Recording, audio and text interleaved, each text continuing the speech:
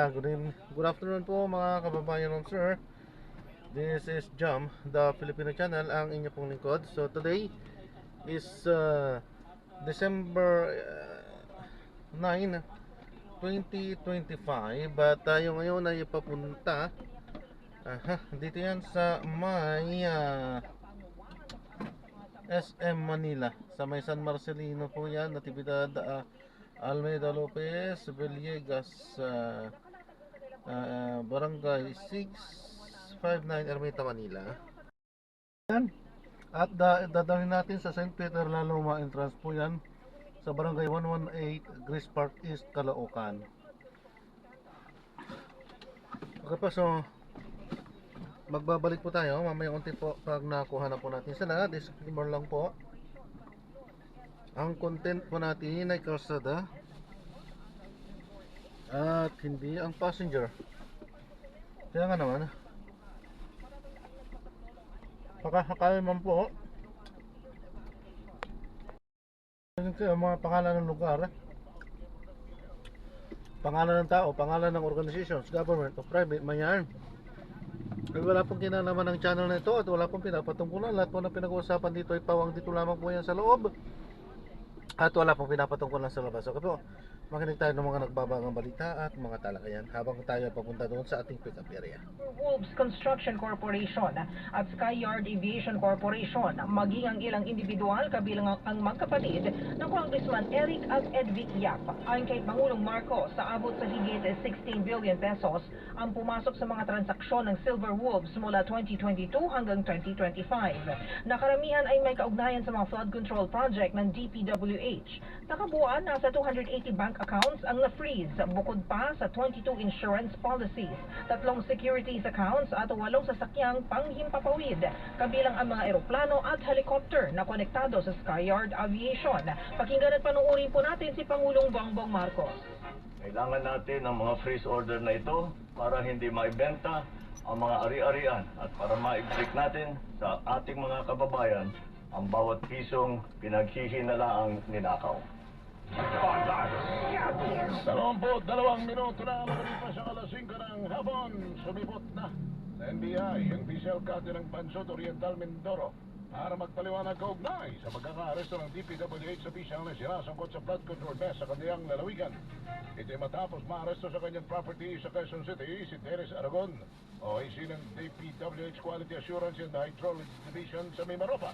Sabi ni Vice Mayor Alma Merano, hindi niya kaibigan si Aragon at siya umuupa lamang sa kanyang apartment sa Sikatuna Village sa Quezon City simula pa noong October 2024. Dagdag pa ng vice alcalde na 2 beses pa lang niyang nakausap ang naturang engineer. Itinanggi din ni Merano ang mga hinala na kanyang tinutulungan na makapagtago si Aragon sa kanyang bahay. Tinibak ni Pangulong Ferdinand Marcos Jr. si dating PCO Secretary J. Ruiz bilang member ng Board of Directors ng Manila Economic and Cultural Office o MECO. Sa isang pahinang desire letter kay MECO Chairperson Corazon Padiernos na may petsang December 2, 2025, inirekomenda ni PBBM si dating PCO USEC Chairperson Karen Maralit bilang kapalit ni Ruiz sa nabanggit na posisyon. Si Maralit ay Deputy President o Resident Representative ng MECO at dating Chief of Staff ni dating MECO Chair Cheloy Garafil. Sabi ni Tina Maralit, hindi ho ako yun. Malayong kamag-anak ko lang. Oo nga, no, siya yung una ko maisip. Pero sabi ni Tina Maralit, Hindi sila connect, hindi sila related. sabi ni Tina Maralit, pero pagkasing ganda kasi kami kaya napagkakita. Tina. Hi, Tina. Si Mayor Tina, ang anak ni General Chris Maralit. Samantala, walang Pinoy na napaulot naman na casualty sa malakas na lindol sa northeastern coast ng Japan. Ayon sa Department of Foreign Affairs, ang impormasyon ay wala sa Embahada ng Pilipinas sa Tokyo. Ipinahayag ng DFA na patuloy naman ang koordinasyon ng Embahada sa mga migrant workers office sa Tokyo pangalamin ang kalagayan ng Pinoy community doon. Pinayuhan din ng ahensya ang mga kababayan natin manatiling alerto at pag-ibayuhin pa ang kanilang pag-iingat mula sa mga inaasang aftershocks. Tumama ang magnitude 7.6 magnitude na lindol sa Pacific Coast ng Japan sa Misawa kahapon. Kamantong sa pag-iisyo ng tsunami warning. Batay sa report ng Reuters, halos 70,000 mga residente minilikas dahil sa malakas na lindol. Good news naman sa mga customer ng Meralco. Bababa ang sigil ng Manila Electric Company para sa paparating na bill ngayong Disyembre. Ayon sa Meralco, may bawas singil na 0.3577 Meralco, o 36 Manila centavos per Electric. kilowatt hour ngayong buwan dahil sa mababang generation at transmission charges. Katumbas yan ng 71 pesos na bawas sa kumukonsumo ng 200 kilowatts per hour, 107 pesos sa 300 kilowatts per hour, at 143 pesos sa 400 kilowatts hour, 179 pesos naman sa 500 kilowatts per hour. O, kahit na, dito pa rin sila riyan. Sapagkat napakataas ng demand ng kuryente ngayon. Kapasukan. Ngayong Christmas, ang Christmas lights, Sana- pailaw. Oo, tsaka yung siguradong walang hintuan ng pagpapalamig natin ang mga ang ating mga masasarap na menendal at saka yung mga panghanda sa Pasko na hindi pwedeng mapanis. Meralco, Kuya Josh Aldariaga, di ba lang piso kada kilowatt hour? Pero salamat din, samantala ay sinusulong ngayon sa Senado ang hakbang na suspindihin ng excise tax na ipinapataw sa mga produktong petrolyo. Kasabay nito, sinabi ni Senator Dito Lapid na malaking tulong hindi lamang sa malaking industriya kundi sa mga ordinaryong mamamayan kung magpapatupad ng automatic suspension ng excise tax sa petrolyo kapag may pagtaas sa world market. Kaya rito, dahil dito, inihirap ni Senator Lapid ang Senate Bill 1522 para amyendahan ang Section 148 ng National Internal Revenue Code. Paliwanag nila sa kanyang panumala, simula pa ng 2020 ay pinapataw na excise tax ay 10 piso sa kada litro ng unleaded premium gasoline, 6 pesos sa litro ng diesel, 5 sa kada litro ng kerosene at 3 piso sa LPG at 6 na piso naman sa metric na tonelada ng petroleum. Naniniwala si Lapid na sa pamamagitan ng flexible tax suspension, mapabalanse ang malaking kita ng gobyerno sa buwis o para naman sa kapakanan ng taong bayan. Tatahitahimik pa rin ito si Senator Florente Rosales Maganda yung panukala nito, ha? Ano lang sila, low profile. Ayaw nila masyadong maingay. Kita mo si Leon Guerrero, di ba? Tama yun. Supportado natin yan. Samantala patay ang isang 25 anyos na lalaki matapos aksidenteng nabaril ng kanyang ama sa Alimudyan, Iloilo. Sa investigasyon ng Alimudyan Police, lasing na umuwi ang 61-year-old na suspect na si alias James galing sa isang birthday party.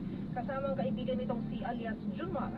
Nagkaroon naman ng pagtatalong magkaibigan na nauwi sa suntukan. Pumasok ang suspect sa bahay para kunin ang baril, kaya sunundan siya ng anak upang pigilan. Ngunit aksidenteng pumutok ang homemade 12-gauge shotgun at tinamaan ang biktima sa tiyan. Naisugod sa ospital ang biktima, ngunit idineklarang dead on arrival. Samantala, sa iba pang balita, nakahanda na ang Department of Transportation sa inaasahan namang pagdagsa ng mga pasahero ngayong holiday season. Sa baliparan, sinabi ni Transport Secretary Giovanni Lopez na bubuksan na sa mga susunod na araw mga e-gates, self-check-in na mga kiosk at lounges. Tututukan din ang ahensya, mga public utility vehicles, partikular na mga istamerong taxi at TNBS na magkakansila ng booking. Narito ang tinig ni Giovanni Lopez. Nagsimula po tayo pag-check ng ating mga terminal as early as undas, kung paano ng undas. So what we do right now is more of monitoring. Pero ang tinututukan po namin talaga ngayon yung sa ating mga taxi, sa mga PUVs natin, sa ating yung Kuya Jerry. Bakit? Yung sinasabi natin offline is na meron na. Yung mga namamanggata, ano? Opo, isasama na natin dyan yung mga TNBS na nagkakancel ang mga booking. So, nadadamay pati po kasi yun na nangyayari na ngayon at medyo rampant na rin po. Samantala, napapanahon ng maripaso ang Tax Reform for Accreditation and Inclusion o TRAIN Act at Expanded Value Added Tax o yung EVAT na nakakaapekto sa kita ng mga Pilipino lalo na sa middle class. Ayon kay Cavite Representative Lani Mercado Revilla, dapat amyendahan na ang dalawang batas para mapababa ang income taxes at mabawasan ang pasanin ng ating mga kababayan. Paliwanag ni Revilla, bukod sa withholding tax na kinakaltas sa sahod ng mga manggagawa, may buwis pa sa paggastos ng sweldo, gaya ng pagbili ng mga pagkain at iba pang pangangailangan. Halimbawa ni Revilla, ang isang pamilya na gumagastos ng 20,000 pesos kada buwan sa mga taxable na bilihin o 2,400 pesos, ang VAT ay katumbas ng 28,000 pesos kada taon na pwede pa sanang mapunta sa ipon o emergency fund ng pamilya. Anya Redotas din kinukuhang umano'y ilang nakatagong buwis gaya ng system loss charge sa kuryente at excise tax kapag nagpakarga ng produktong petrolyo. Samantala, 29 na minuto na. Makalipas ang alas 5 ng hapon, lumabas na ng Philippine Area of Responsibility ang binabantayan low pressure area ng DOST Pagasa. Ayon sa Weather Bureau, mayroon na lamang na mababang tsansya na maging bagyong sama ng panahon susunod na 24 oras. Ulit ang nabataan sa live trend 20 kilometers sa tibok kanluran ng Pagasa Island sa Kalayaan sa Palawan. Samantala, tuloy ang nalusawang LPA na dating bagyong Wilma kaninang madaling araw. Nagbabala naman ang pag-asa na makakaranas pa rin ang malalaking bahagi ng bansa. Ang masamang panahon ngayong araw dahil sa iba't ibang weather system na nakaka-apekto sa bansa. Nakahandang tumulong ang Department of Public Works and Highways sa mga construction company na hindi sangkot sa anumang uri ng korupsyon sa panayam ng DZRH. Iginiit ni DPWH Secretary Vince Dizon na hindi damay ang mga kumpanyang mapapatunayang walang kinalaman sa flood control scandal. Wala rin umanong dapat ikabahal ang mga kumpanya na may kasunduan sa pamahalaan at sila'y mababayaran pa rin. Bukod sa mga kumpanya, tiniyak din ni Dizon na poprotektahan ang mga manggagawa ng DPWH basta't hindi sangkot sa anumang uri ng katiwalian. Narito po si DPWH Secretary Vince Dizon. Sa mga private companies natin, gawin nyo lang ng tama yung trabaho. At wala kayong dapat ikatakot. Wala kayong dapat yung ikabahala na hindi kayo mababayaran. Basta gawin nyo lang tama, itigil na natin yung dating gawin na nagbibigay kayo ng mga kickback kung kanino. Basta maayos ang gawa, maayos ang trabaho. Wala kayong dapat ikatakot, mababayaran kayo ng tama. 31 minuto na. Makalipas ang alas 5 ng hapon. Sumayin nyo na ang unang bukso ng mga balita sa Balansyado. Kami, ang inyong tagapagbalita. Ako po si Miss O, Miss Karen Oyong. At Henry Uri. Ang oras na yan ay hatid sa inyo na. Bawat komento o pulso ng bayan, importante yan sa atin. Superadio 594, Tapatong. Usaping hindi dapat palampasin. Live tayo sa DJMM Radio Patrol sa 830 at lahat ng FMR station sa buong Pilipinas. Gayon din sa Signal TV, Channel 31. Ako, si Jack Batallones. Ito ang Arangkada Balita. Pangulong Marcos Jr. Tiniyak na ilalabas na ngayong linggo ang arrest warrant laban sa contractor na si Sara Diskaya. Court of Appeals, naglabas ng freeze order sa mga ari-arian ni na Benguet Congressman Eric Yap at ACT-CIS Representative Edvic Yap na dawi din sa maanumalyang flood control projects. Tatlong sasakyan na nagkakarera, nagdulot ng disgrasya, lisensya ng mga sangkot na driver, sinos din ng LTO. Ang world class na mga disenyong kapampangan, ibinida sa Kaligtan Runway. At ang bihis Paskong Kapitolyo ng Davao de Oro, pasyalan natin! Inaasahan ni Pangulong Ferdinand R. Marcos Jr. na ilalabas na ngayong linggo ang arrest warrant sa contractor na si Sara Diskaya at iba pang opisyal ng DPWH na dawit sa Ghost Flood Control Project sa Davao Occidental. Yan ang umaarangkadang balita ni Christian Bascones.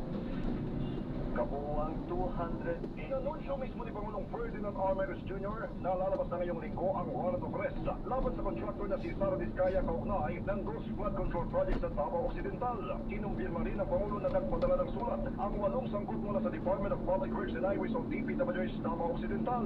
Nagpahayag sila ng intensyon na sumuko sa National Bureau of Investigation o NBI habang naghihintay ng kanilang mga warrant of arrest. Hindi na inilanta ng Pangulo ang kanilang mga pangalan habang patuloy ang pagtugis sa mga natitirang nasasangkot. Inaasahan na rin natin lalabas ang warrant of arrest na ni Sara Diskaya itong linggong ito at hindi na rin magtatagal ang pag-aresto sa kanya. Nag-deploy na ang Philippine National Police ng mga intelligence at tracker teams upang hanapin si Diskaya at ang iba pang mga nasasangkot sa mga anomalya. Naglabas naman ang Court of Appeals ng panibagong freeze order na sumasaklaw sa daang bank accounts, mga ari-arian at mga air assets na umanay konektado sa mga katiwalian sa mga proyekto sa baha. Sakop ng freeze order ang Silver Wolves Construction Corporation at Skyyard Aviation Corporation. Gayon din ang mga personal accounts ni Benguet Congressman Eric Yap at ACT-CIS DILGS Representative Edvic Yap. Naglabas na ang Court of Appeals ng freeze order laban sa mga bank account, ari-arian at sasakyang panghimpapawid na may kaugnayan sa mga anomalyang flood control project na iniimbestigahan ngayon ng gobyerno. Binigyan din ng Pangulo na hindi lamang corporate assets ang na-freeze, kundi mga personal na accounts ng mga individual na umanay sangkot sa iskandalo. Ayon sa Pangulo, umabot sa mahigit 16 billion pesos ang transaksyon ng Silverworks mula 2022 hanggang 2025 na may kaugnayan sa mga flood control projects ng DPWH.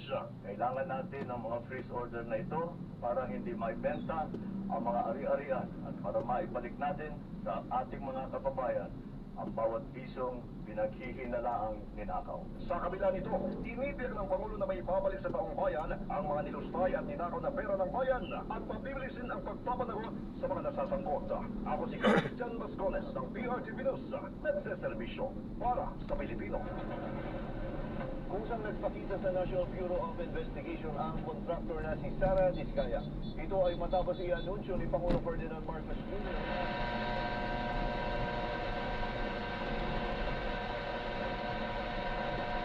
Bureau of Investigation may humanap na JM, ano latest dyan? Jack, hanggang ngayon nga ay nandito pa sa tanggapan ng National Bureau of Investigation o NBI ang kontrobersyal na kontratista si Sara Diskaya matapos nga rin magpakita kaninang umaga. Pasyon na nakuha ng PRTV News, alas 10 nang dumating dito sa NBI ang kampo ni Sara Diskaya matapos ang mismong pag-anunsyo ni Pangulong Ferdinand Marcos Jr. sa isang video na ilalabas ng warrant of arrest para sa kontratista. Dawit ang babaeng kontraktor sa mga maanumalyang flood control projects sa iba't ibang bansa, kabilang nga dyan ng Davao Occidental. Ang mga kumpanya na hawak niya ay nakakorner ng sandamakmak na mga proyekto kontra baha na umaabot din ng presyo sa bilyong-bilyon. Makailang beses din, Jack, na inimbitahan at nagpunta si Sara Diskaya sa Independent Commission for Infrastructure, ICI, para sa investigasyon at pagdinig. Pero kalaunan nga ay tumanggi rin itong makipagtulungan sa komisyon. Kasama naman sa inanunsyo ni Pangulo. Sa video ay may mga tauhan rin ng DPWH sa Davao Occidental ang gusto ng sumuko. Next, sa ngayon nga iniintay pa natin ang opisyal na anunsyo ng NBI kung ano nga ba yung mangyayari dito sa kontratistang si Sara Diskaya. Pero sinabi na nga nilang nauna kanina na pwede pa naman daw lumabas dito sa tanggapan ng NBI si Sara Diskaya dahil hindi pa naman talaga formal na ilalabas ang kanyang warrant of arrest. Check. Yes, JM. So ito, nakita ko sa locator mo, no, sa Pasay, ito yung sa bagong tanggapan ng NBI at na, ay, for sure ba na nandiyan pa rin siya? Kasi nga sabi, wala namang warrant eh. Anytime pwede siya umalis. So, sa mga oras na ito ay nandiyan pa talaga siya sa NBI. Yes, Jack, sa ngayon ay yun yung inaabangan natin na anunsyo ng NBI kung nakalabas pa o nandito pa sa loob si Sara Diskaya. Kasi nga kanina ay nung iniintay ng mga media itong official na announcement ng NBI kung ano nga ba yung sitwasyon dahil nga wala naman talagang formal na warrant of arrest at kusa lang itong nagpakita itong kontratistang ito. Kaya naman titignan natin kung ano pa yung mga updates na pwede nating malaman dito sa NBI. Jack. Yun nga, although hindi ako familiar dyan sa bagong headquarters ng NBI, I'm sure maraming lagusan dyan. Mamaya nag-aantay kayo dyan sa front, sa harap. Ayun pala, ay nakalabas na pala. Anyway, isang tanong na lang, JM, no? Ang balita ba dyan ay si Sara lang or kasama niya si Curly Diskaya? Sino nga kasama niya? Jack, ang inasyal na impormasyon na nakuha natin ay tanging... Naalis dyan. Huwag na kayo alis dyan.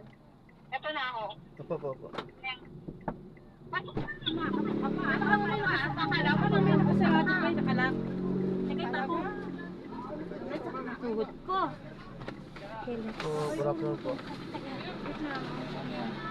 Kuya, salamat. Ito na lang, di ka na-cancel, kuya. Pakisara lang po. Thank you. Thank you po, kuya. Lamig masyado. Butsi ni kuya. Mabango na. Mainit po? Hindi, alamig nga kuya eh. Huwag mo na lakasan kuya. Naninigas na ako sa ginam. Ang bango na, ang lamig pa. Iba, bantot na, mainit pa. Ay, mga naninigarilyo po yun. Oh, yun nga. Buti na lang yung mabango yung kotse mo, kuya. Ayoko din po kasi ng naninigarilyo. Kuya, hindi ba nahinaan to ng konti? Mahina na to. Basta i-ano nyo na lang po. Pahinaan ko na lang po yung thermostat po natin dito. Okay na yan, kuya. Baka kayo naman ang Ayos lang po. Kayo po ang Happy boss na tayo, ko. kuya. Opo. Thank you, kuya.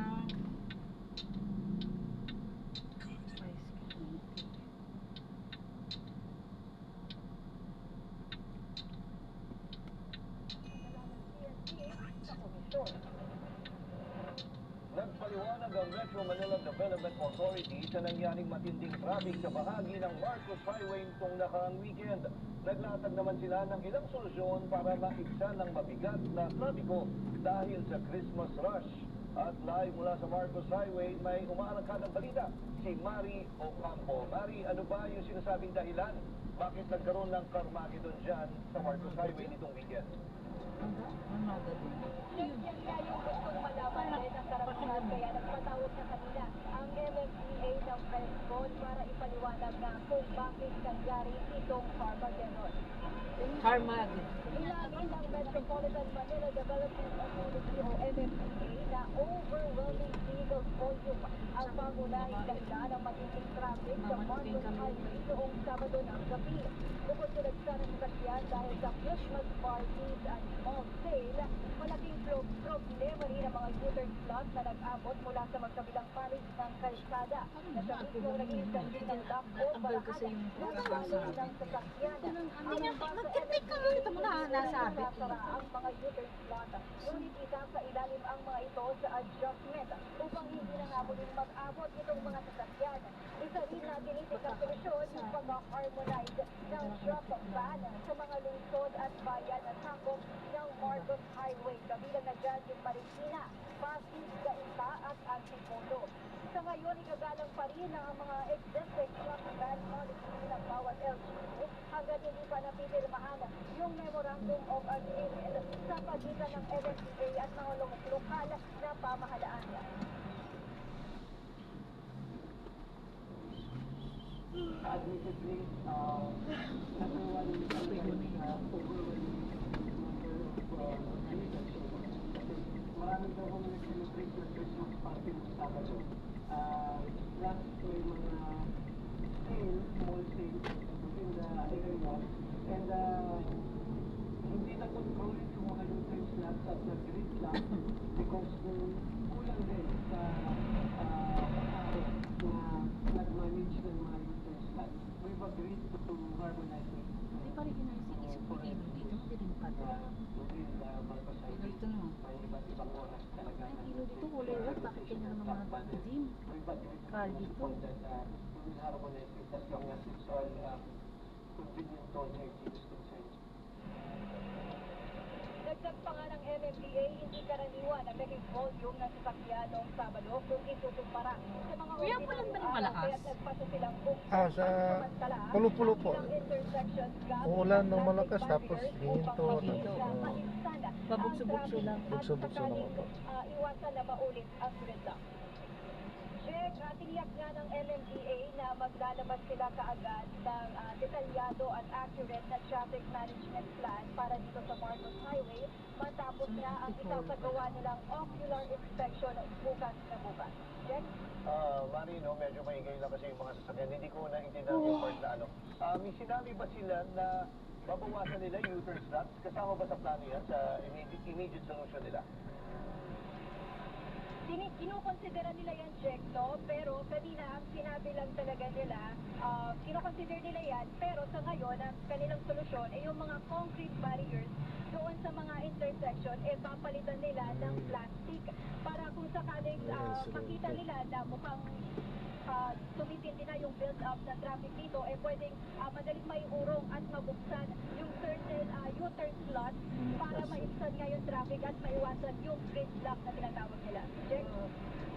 Hi Mari, si Ninia. So, kumusta naman yung sinasabi nilang may mga subdivisions na maaaring buksan ang kanilang mga subdivision para doon dumaan yung mga ibang motorista?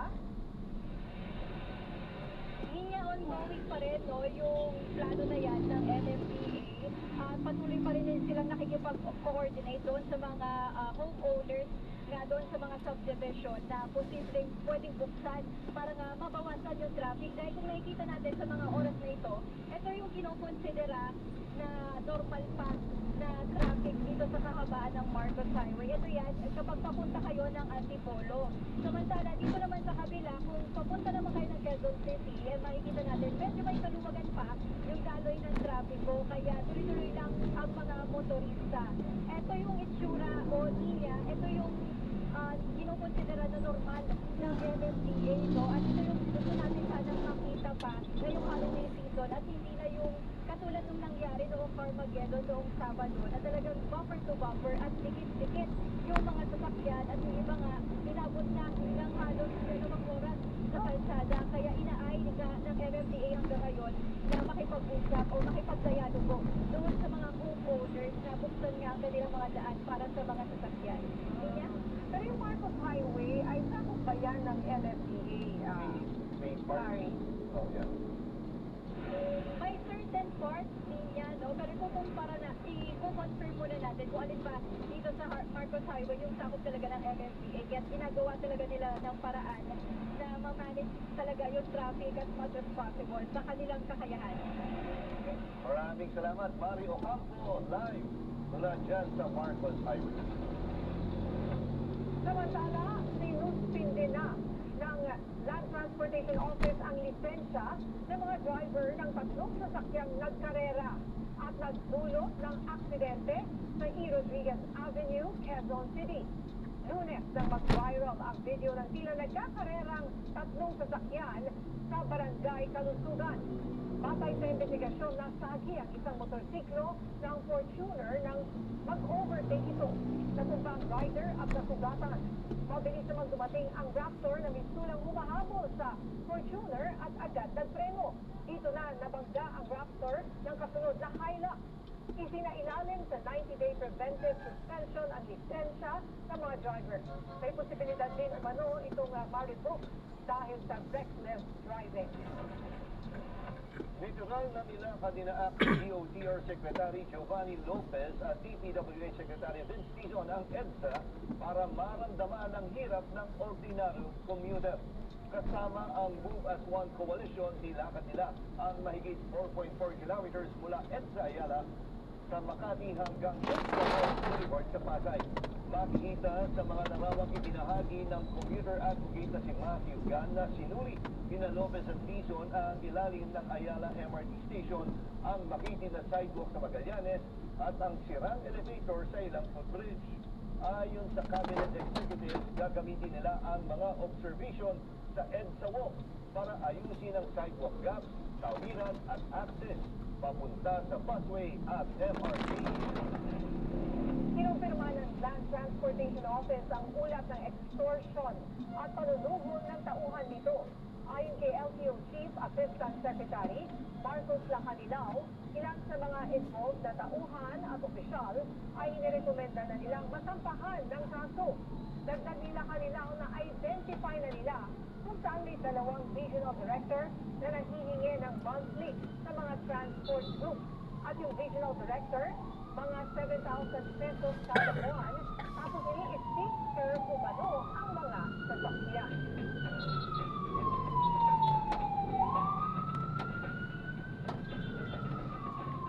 Sa punong ito ay kausapin natin si Attorney Irene Aguila, Professor at the Ateneo de Manila University, John Ocoboy School of Management and University of Batangas College of Law. Magandang hapon po, Attorney. Magandang hapon, lahat ng mga nanonood. Yes, Attorney, hindi ganito, pag-usapan natin yung kaninang development, no, partner, di ba, natin, at sinasabi nga ni Sara Vizcaya, kahit wala pang warrant of arrest, ay kusang loob na pumunta sa National Bureau of Investigation. Ano ho ba yung pwede mangyari dito? Pwede ba siyang i-hold doon kahit wala pang warrant? Pwede ba siyang mag-seek ng sanctuary kung maghintay niya o ba yung warrant of arrest? Sabi ko, ang tunang po, hindi ko po kayo narinig. Sabi ko lang po sa text. So, pasensya na po. Yun na po, Attorney. Attorney, ito, malinaw po ba? Naririnig niyo po ba na malinaw? Attorney? Mukhang may problema. Yes, Attorney, ganito, ulitin ko po yung tanong. Si Sara Vizcaya po ay nagpunta ng kusang loob sa National Bureau of Investigation kahit wala pa siyang warrant of arrest. Kung ano po ang reaction niyo dito? At ano yung pwede maging sunod na hakbang? Pwede ba siyang mag-stay na lang muna doon? Or hindi naman siya definitely pwedeng i-hold dahil wala pang arrest warrant laban sa kanya? Hindi na lang silang mag-stay doon. Basta free na po siya. Ang sabi naman po ay lalabas na, dahil sinabi niya sa balita kanina, ay lalabas naman po ang warrant anytime soon, di ba? So, pwede naman po siya, maganda nga po ay nag-cooperate, hindi po matakas. At pwede sa pagkaroon ng warrant na rin, saka na siya pwedeng, saka na papasok siya doon sa sistema. As of now kasi, wala pa po yung order for the Pero anong basa niyo po sa ginawa niyang move nito na pinina-end niya po yung paglabas ng warrant of arrest? Hindi kaya pwede naman na, kunyari, ako, partner, pumunta ako doon ngayon, tapos walang lumabas na warrant, bigla sabihin ko, bukas umalis na ako. Tapos lumabas yung warrant of arrest, wala, nandyan na ako kahapon eh. Dapat, ginano niya na ako. Anong nakikita, ano yung basa niyo po sa ginawang move po ng kampo ng mga di Sara Vizcaya? Pero kasi ito, isa itong sign of the state. Gusto nga nilang ipakita na sila ay nag-cooperate. Hindi naman mag-iisip na kung lumabas, sabihin niya na nandun na ako, diba? Dapat dinaresto na ako, hindi yan. Hindi naman hindi naman nakasal sa nilong lalabas na wala. Hindi ito kapag nag-cooperate, hindi tumagaka, hindi ito, sila lang sinyalis yan. Hindi siya natin sila walang nagkaso. So, matakot na parang ang kaso laban sa kanya. Kasi ito ang dito na gano'n. Kaya hindi mang nagkakaso. Ginagamit yung kahit sa mga resources dyan, yung sinalilitan ng gobyerno para atako. Yun lang, thank you sa dami ng mga wala, nagpakita. Kahit pa ngayon kaya mapagalaman. Ayun na nga pag inisip mo kasi ang pait-pait ng mga Pilipino, ilang limpak-limpak sa natin. Oo nga dapat nga, tulong na So, napitinto nga, impeachment naman to laban kay Vice President Sara Duterte. Ano naman po ang masasabi niya dito? Yung impeachment complaint laban kay Sara, diba sabi na mga file ulit na yung darating na Pebrero ay pinili yan. So, tingin ko alam naman natin na impeachment ay political exercise. Iba po siya sa ginagawang investiga na pag-rusma, mag-iba po sila. Kasi pag sinasabi po natin na impeachment, ang talagang tinitig na natin yung level of culpable violation of constitution. So, isang ganda naman, kapag tinitignan natin ginagawa ng rusma, tinitig na natin dito ang isa ay legal and administrative process. So, maaaring pareho ang pumunta sila ng porto, pero iba kasi ang anggulo, no? So, maaaring sabihin natin na impeachment, ang tinitignan natin dito ito ay isang political constitutional sense. Although, take out na rin yung implications din maaari doon sa ginagawa ng konstitution. Pero magkaibang blende ko. Maaaring isang bagay din sila sa ginablende ko ang sinasabi. Okay, so tingin niyo po ba mas mahirap na ngayong mag-file down ng impeachment complaint laban kay Sara? So tingin ko po wala naman po malapit na mahirapan, no? Kung ang masuhan lang ang problema ng last time, hindi natin mga komentaryo doon, ay yung time din. Pero hindi naman nawala din sa yung mga hindi nasagot na mga tingin ko, and then pa rin naman yung linger, still lingering, question still lingers pagdating sa maaaring hindi ginawa, maaaring ginawa yan. Ito yung ba? Ipagkaya ako hindi ko sa team, and then ito ba, yung meron naman na natin, yung pag-investigate sa literato sa pag-direct, kasi sabi-deliver yung numero para ang mga ay makakaya ko niya. Pero ito kung pinagbago yung Amerika at ang pinagbago yung pagkakas na tao. Yan naman yung napasal at sila kami ng pinagbago. So, kasi ito yung lugar to ask sa pag-akas. Attorney, follow-up lang sa tanong kanina ni partner Amy. yung sinasabi ko mas mahirap kasi na matatanda na ng panibago na kumbaga may mga tinuwik yung Supreme Court sa kanilang ginawang resolusyon kung nakaraan. Just a few months ago. Tingin nyo, dahil doon marami nagsasabi kahit I forgot si Ligutan, Atty. Ligutan.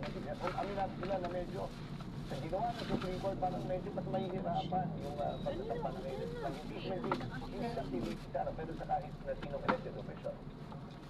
Well, sa tingin ko, may pag-ilagdag kasi mga kailangan talaga ang bigyan ng pag-ilagdag, sapat na yun.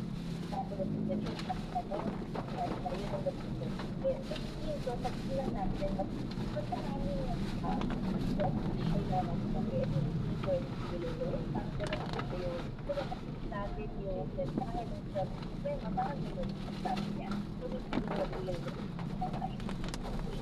Pero kasi yung ako sino ang pagkakarit at yung pagkakarit naman to at yung pagkakarit we can always manage the period pag sinabi mo ito yung pinagbiyahe para sumagot sinususunod yan, di ba? Ito yung period para ipagbotonohan susundan yung mga period kahit kasi yung tingin ko hindi naman mag-alakit kapag walang sa pag-inan kasi hindi ba nung kadali pero hindi yung pag-ibig talakit ko yung sinasabi nila na kailangan ito makataon mag-on, kailangan mag-hear yun po ay hindi naman dito nag-relate kasi ito dahil silang withdraw kasi yan pero hindi lang dito mapunta naman po tayo sa issue ng ilang mga senador sina Senator Cheese Joel at Villanueva at Senator Ingoy Estrada yung mga kaso po may mga naniniwala kasi na dapat ay panagutan na nila ang mga ito napapadalan po ba kayo sa usad ng investigasyon laban sa kanila? So naiintindihan po sa nanggagaling mo pagkaitin mga tao sila para pero na wala dito magsalita so nag-isip mo at galing pagkaitin ng mga tao pero yung mga tao so naiintindihan na rin wala na sobrang pagkakitinta na ginagawa yung evidence gathering ito pati yung evidence sa Senate investigation kung hindi kasi lumagyan ang aming study na to kinakailangan sa pag-ibay dito sa parang magpapagdan sa mga different lawyers hindi ba sa pag-ugutan at pag-ibigyan so na medyo not-basic po hindi pwede madali pero sa pag-ibig tayo sayang na walang issue walang mga malalakit na Okay. Ako, sige, Atty. Medyo po pangit na ng signal ko rin. Atty. Maraming salamat po sa binigay niyong oras dito sa Kada Balita. Mabuhay po kayo at magandang gabi po. Ay, Atty. Oo, naghang. Yes, naghang. Atty. Maraming salamat po. Thank you po. Salamat po.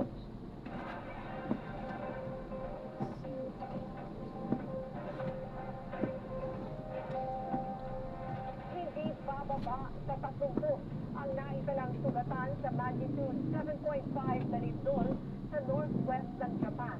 Naitala ang lindol may 80 kilometro mula sa baybayin ng Aomori Prefecture bandang alas 11:15 kagabi. Ayon sa Japan Meteorological Agency, may lalim na 50 kilometro ang lindol. Dahil dito naglabas ng tsunami warning para sa Hokkaido, Aomori at Iwate.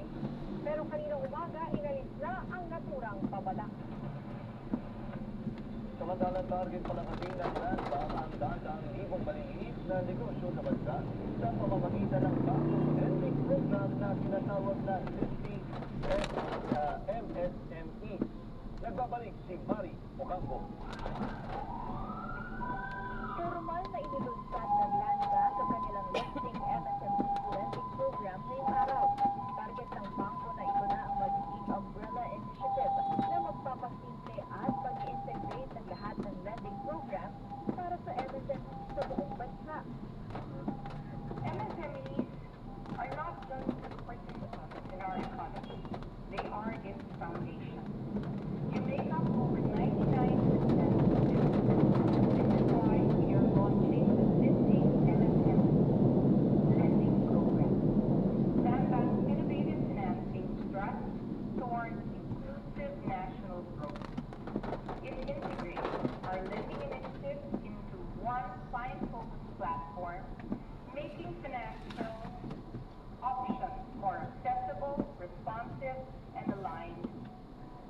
sa Land Bank. Isa sa pangunahing layunin ng programa ang mas mabilis at accessible na proseso ng pagpapautang mula start-up hanggang medium-scale enterprises. Tatlong loan packages na maaaring makuha mula 100,000 pesos hanggang 15 million pesos. Ang startup loan, step-up loan at level-up loan. Your presence reminds us why programs like this matter. We need to give them a chance to thrive. We need to give the MSMEs a chance to grow. And we need to open the doors for the MSMEs. Sometimes yun na lang yung kailangan nila. That opportunity to push them to actually grow them. We need to understand a lot of the tycoons, the big ones now, already also started ang MSMEs. Nabigyan na po sila ng opportunity. Ayon sa Land Bank, nasa 99.6% ng kabuang business establishment sa bansa ang MSME at nakapagbigay sila ng 65% ng trabaho sa workforce. Kasama din sa bagong program ang pagbuhay ng ilang customized facilities gaya ng balik-loob lending, market stallholder vendors electronic loan, new Filipino lending program at small business loan. So the business sector plays a crucial role. That's why Land Bank plays a crucial role as part of our program, DSCS, is creating greater prosperity for all countries and leaving no one behind. It's very important. And that is the mantra that all the council members always focus on. Yes, there are a lot of challenges that our country faces. But we never give up. Because the moment we give up, then countless of MSMEs will suffer. Sa tala ng Land Bank hanggang Oktubre ngayong taon, umabot na sa 44.4 billion pesos ang outstanding loans ng bangko para sa MSMEs na may humigit kumulang 5,000 benepisyaryo. Ngunit sa paglulunsad ng lending MSMEs, inaasahan ang mas malaking loan exposure at mas maraming MSME ang makakakuha ng pondo para sa working capital, equipment upgrade, digitalization of business expansion. Ako si Mario Campo ng PRTV News, nagsaservisyo para sa Pilipino. Sa aming pagbabalik, mga kawatan sa isang jewelry store na paatras dahil sa uso. Marami pang mainit na balita sa pagbabalik ng Arangkada Balita. Ang programang ito ay natin sa inyo ng Blemex Forte Pyramid Capsule. Maluwagang paghinga, tunawang blema. What's the never see? Blemex! Fake news, maling akala, jam, chismis. Iwasan natin ang mga yan. Everyone akuan. Sa legisyon ng mga balita at informasyon lang maniwala at magtiwala.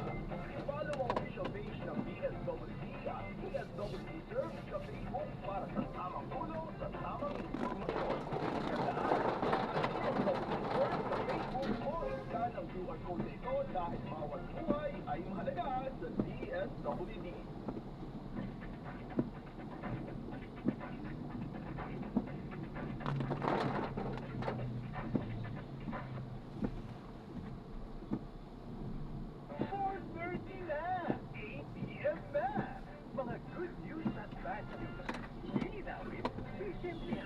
Magaganin. Pasasayahin natin. ATM. Mga sayaw-sayaw, Karine? Sayaw-sayaw. At tapos, yung parang yun ba yung siyempre, may drum yan, may drum, gano'n. Karakol. Yes. Tapos, karakol. Lilinawin ko lang, Karine, baka iba yung isipin nila, ha? Karakol. Parang forma rin itong dasal na nung lahat sa mga kababayan natin Katoliko. Sumasayaw-sayaw, ano? Yes, so sumasayaw-sayaw. Ano yun yung parang form of prayer, siya nga. Talk that. Yes, Karine. L-A, talk that, no? Akala nila kung ano yung spelling ng talk that, Ay, tama yung spelling mo kanina. F-O-L-K. Balik tayo, Karine. Thank you very much, Isa Gandano, mga kapuso. Sa kanya, sa 22 pahinang dokumento, Sinabi ni Prosecutor Mame Mandiaye Niyang na kailangang ibasura ng Appeals Chamber ng ICC ang petisyon dahil wala namang pagkakamali sa naunang desisyon nito. Dapat inumanong ipagpatuloy ang kaso. Noong Nobyembre, naghain ng apela ang abogado ni Duterte na si Nicholas Kaufman na kumukwestiyon sa jurisdiksyon ng ICC sa kaso ng dating Pangulo. Samantala, nakararaming Pilipino ang nagnanais na manatiling sila ni Pangulong Rodrigo sa pagig at harapin ang mga kaso sa International Criminal Court. Sa WR numero survey noong November 2025, lumabas na 44% ang naniniwala na dapat manatili si Duterte sa dahig at harapin ang kaso sa International Criminal Court. Samantala, nasa 41% naman ang naniniwala na dapat i-prioridad ng Marcos administration ang pagpapatupad ng arrest warrant kay Senator Bato de la Rosa sakaling ilabas ito ng ICC. Ang naturang non-commissioned survey ay isinagawa noong November 21 to 28 ay may nationally representative sample ng mahigit 1,000 Pinoy.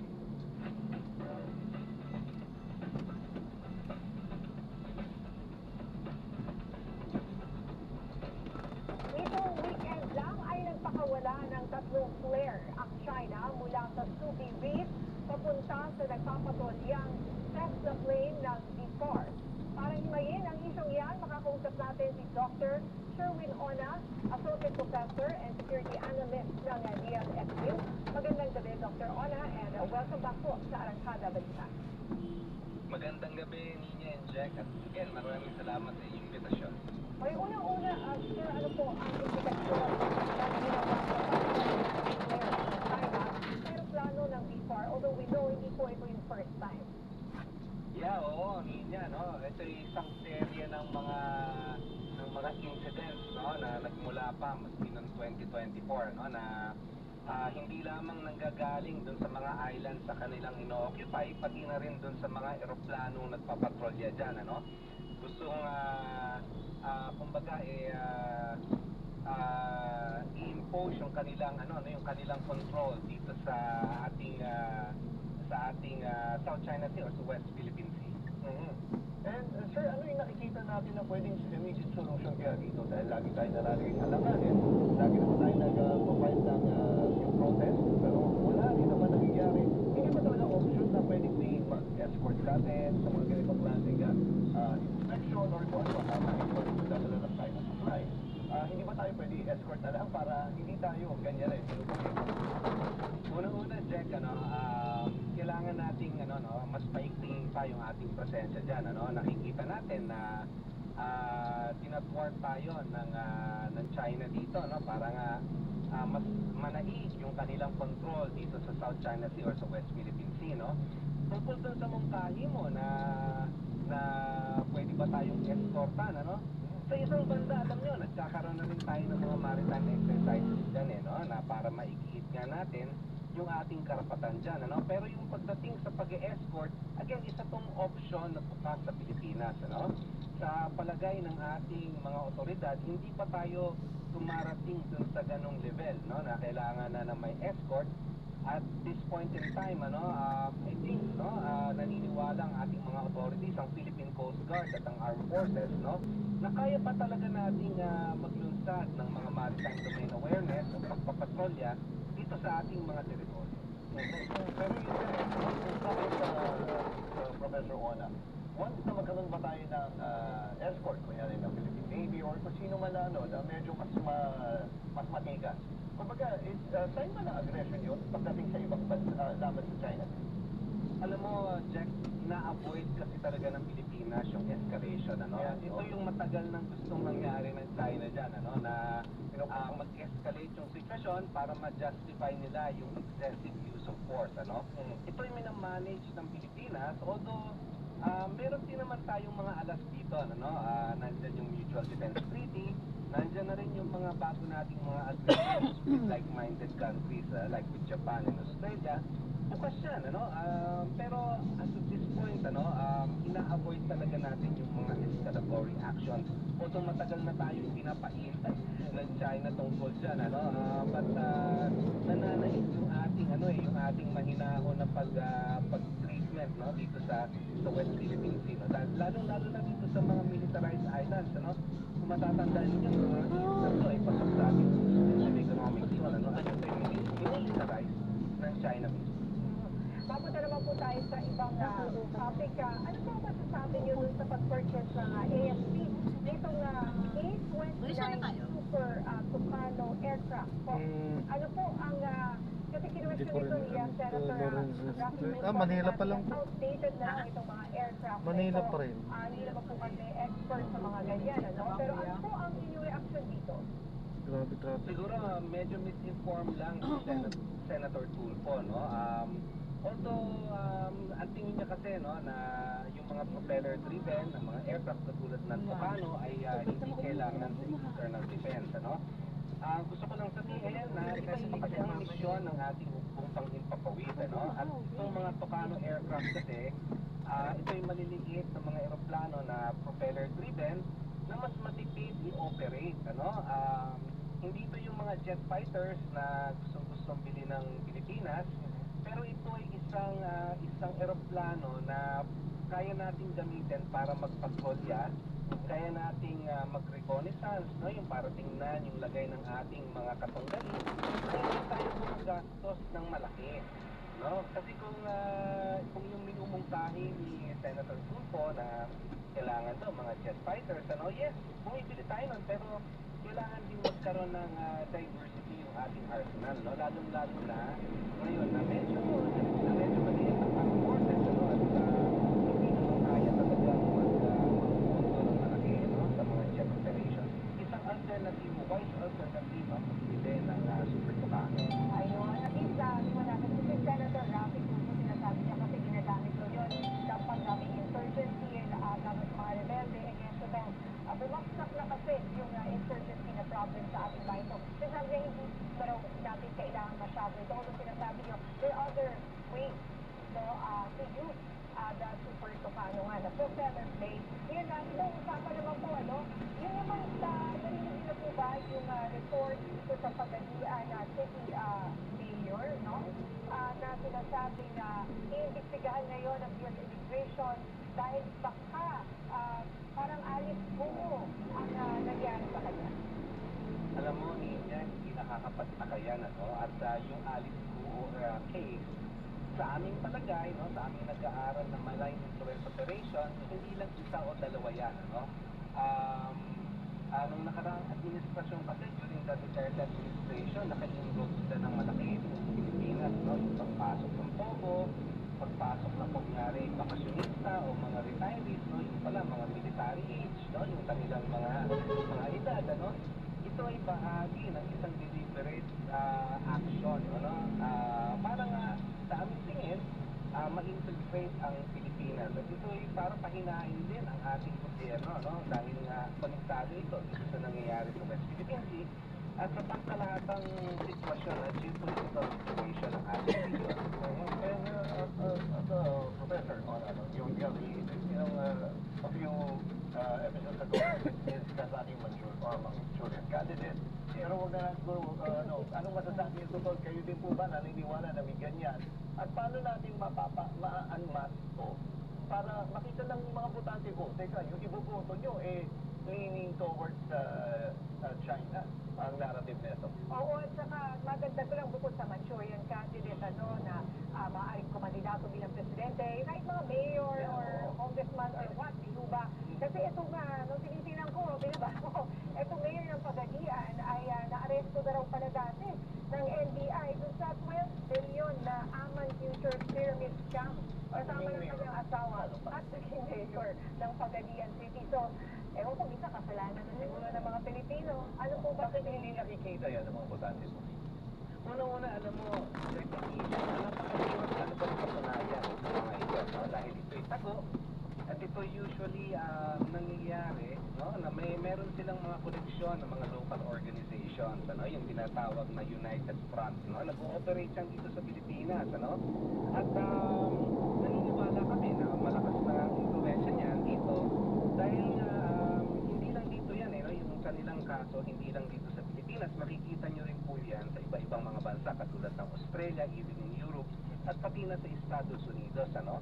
At naiintindihan naman natin na malaking target talaga ang Pilipinas, ano?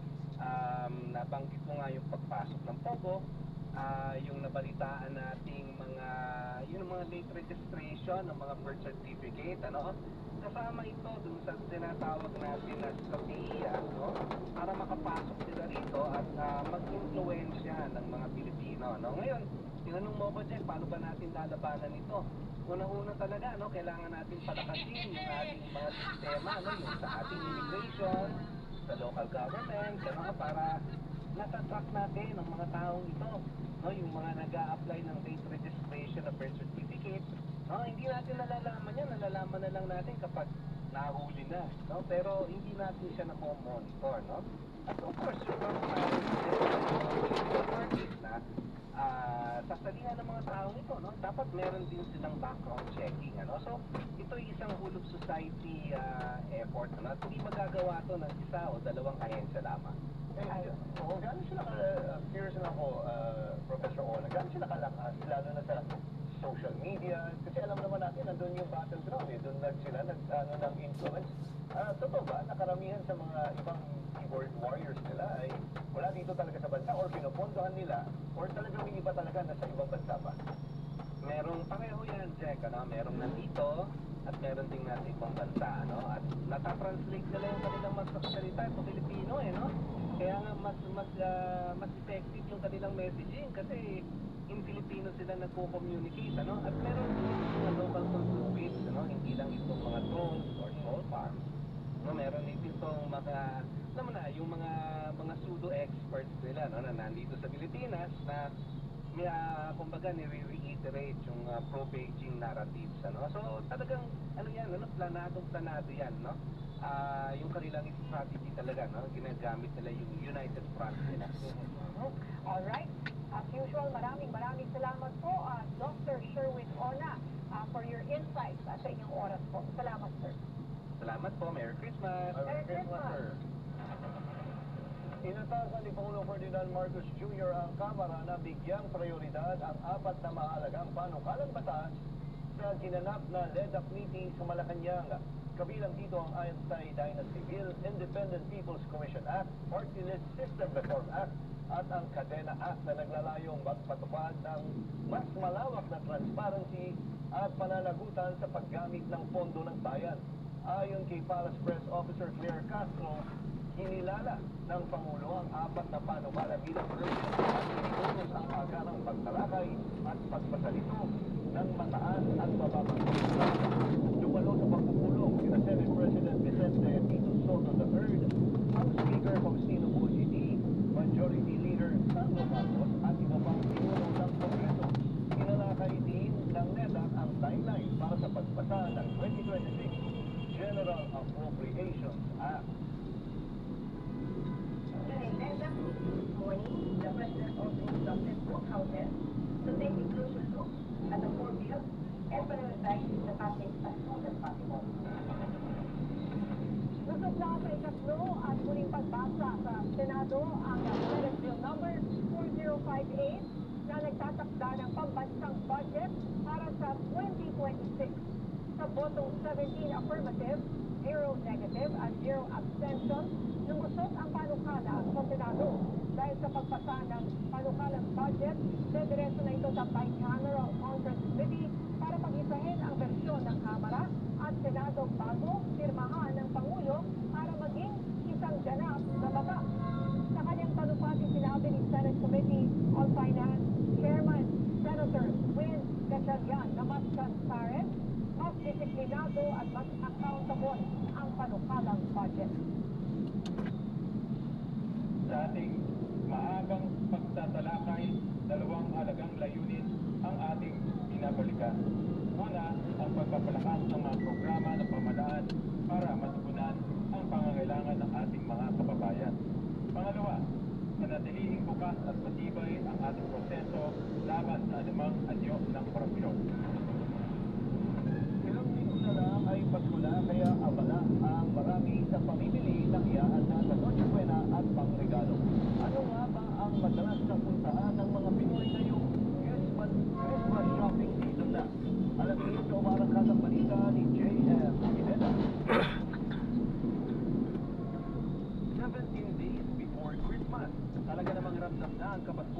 dahil sa kaliwanagan ng mga Christmas party. Nakikisabay na rin ang dagsa ng mga tao sa mga pamilihan. Bago pa lang pumasok ang Disyembre, kanya-kanyang shopping na ang ating mga kababayan. Pero syempre, ang mga target nila, makatipid, less hassle sa pamimili, at nakabili ng maayos na pangregalo. Sa panahon ngayon, tatlo na ang opsyon ng mga nag-shopping galore. Ang mall, divisorya na takbuhan ng masa, at online shopping. Ilan sa mga nakausap natin, pabor pa rin sa mall shopping na mas malapit sa kanilang bahay. Malayo divisoria mall or palengke mas malapit, tapos yung mga products na hindi ko nahanapin divisoria hanapin ko pa, tapos sa palengke hanapin ko pa, pero yung may mga items kasi na mas mura sa mall. Sabi naman ng iba, doble rin ang gastos kung pupunta pa sa divisorya. Pero, siyempre, yung pamasahe rin po kasi minsan pag papunta ka pa ng Divisoria, malapit din naman sa amin yung Pero, para sa mga naka-ultra tipid ngayon, patok pa rin ang pagpunta sa divisorya, tulad ng pamilya ni Aura na galing pang Taguig. Kasi mas okay dito. Una, kasi ang ano na yung budget meal para pagkain lang, di ba? Ganon din yung sa ano, yung pagregalo. Budget ko kasi sa dami ng, syempre, nakaubagan natin mga Pinoy, na yung mga mahal mo sa buhay, gusto mo parang nag-exchange gift kayo, regalo mga every year. Tiis-tiis lang daw ang puhunan nila dahil sa mga ganitong panahon, marami ang mga mamimili sa divisorya.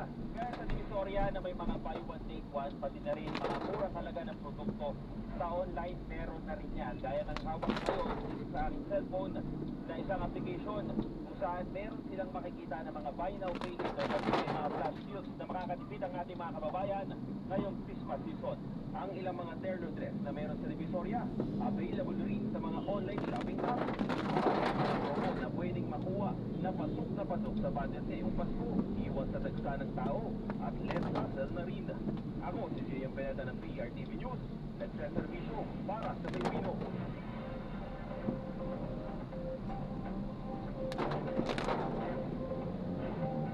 Kapag nausok ang katapat ng mga nagtangkang tao sa pagdahan ng mga alas sa Israel, kahit may dalang baton na paatras ang mga kamatan ng mabasa sa usok ang buong human mission.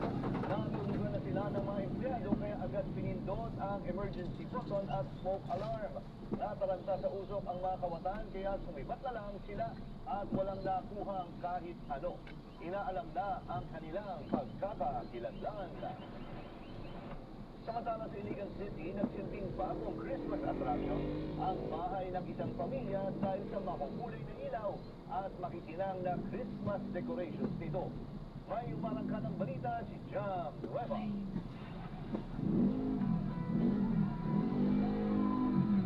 Ito ang Christmas lit house ng pamilya Dora sa Purong Villa Pula, Villa Bebe. Puno ng makukulay na ilaw, festive decor, at mga kakaibang Christmas installations na perfect para sa family at barkada photos.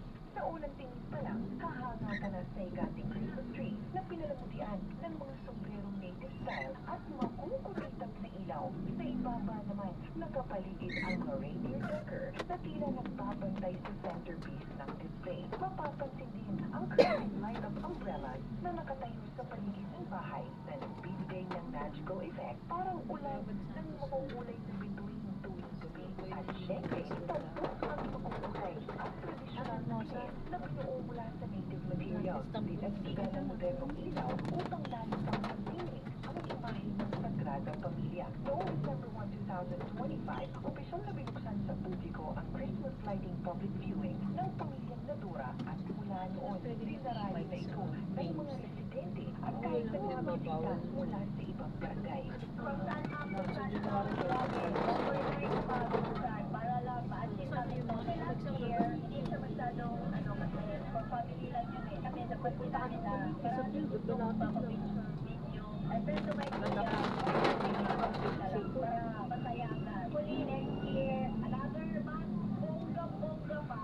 Ayon sa pamilya, mas in-upgrade nila ngayon ang setup. Pagpapakita rin nila ito ng kanilang suporta sa pagkuhan festival ng iba't pamahalaan. Kaya naman, hindi na nakapagpakataka na tuwing bagong holiday spot ito nang magkakayawag tuwing gabi. Libre ang entrance at welcome ang lahat sa bahay basta't may pag-iingat at pagrespeto sa ang pasilidad mula sa Iligan City, Jam Nueva ng PRTV News. Nagsiservisyo